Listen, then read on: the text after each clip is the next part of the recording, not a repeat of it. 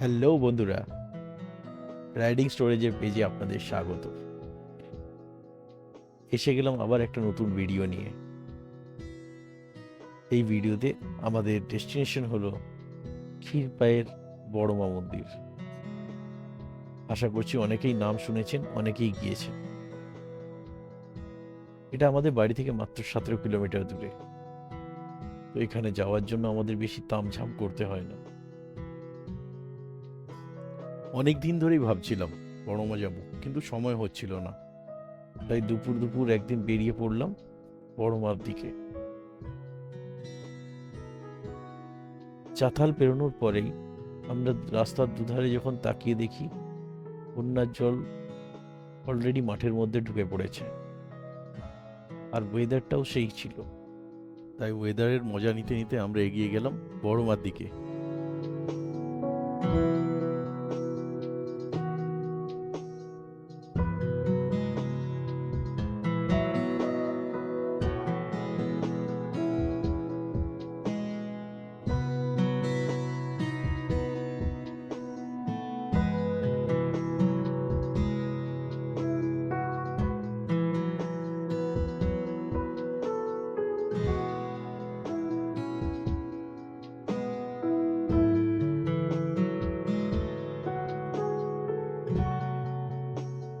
বৃষ্টি থামার পর বেরিয়েছিলাম বলে তাই রাস্তা ভিজে ছিল।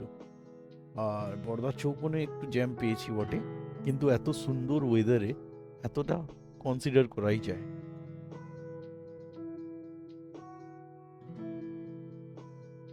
এটা আমার ফেভারিট রাস্তা। লোকে এটাকে বলে ক্ষেত্রপাল, আর আমি এটাকে খিল্লি করে বলে থাকি পঙ্গপাল।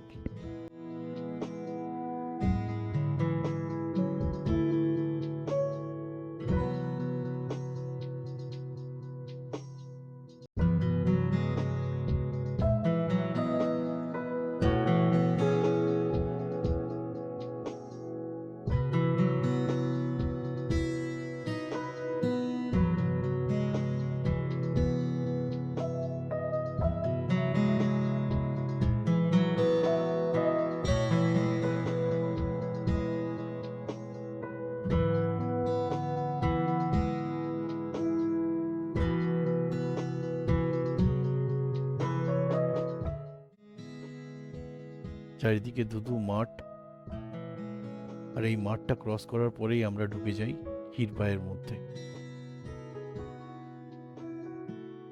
ক্ষীরপাই হালদার দিঘির পরেই বাঁদিকে যে কাঁচা রাস্তাটা বেরিয়ে যাচ্ছে, ওখান থেকে 1 মিনিটের মধ্যেই আমরা পৌঁছে গেলাম বড়মা মন্দিরে।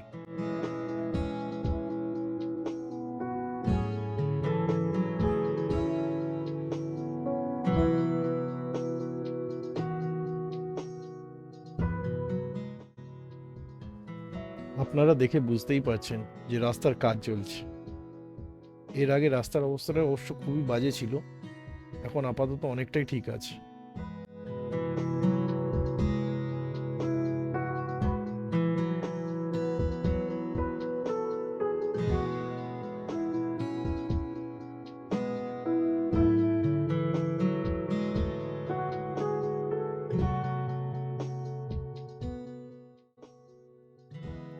অবশেষে অপেক্ষার লগ্ন শেষ, আমরা পৌঁছে গেলাম মায়ের মন্দিরের মধ্যে।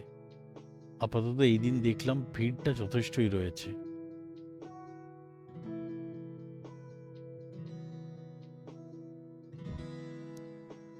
ভেতরে ঢুকে মায়ের মূর্তির দিকে তাকিয়ে আমরা বেশ কিছুক্ষণ বসেই ছিলাম, পরিবেশটাকে উপভোগ করলাম।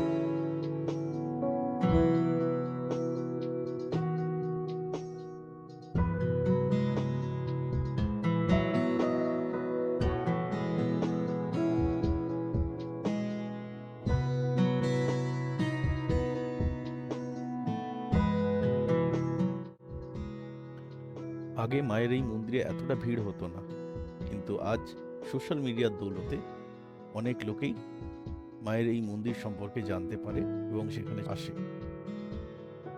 যাই হোক, আমাদের ভিডিও আজ এখান পর্যন্তই। আবার দেখা হবে পরের ভিডিওতে। ধন্যবাদ।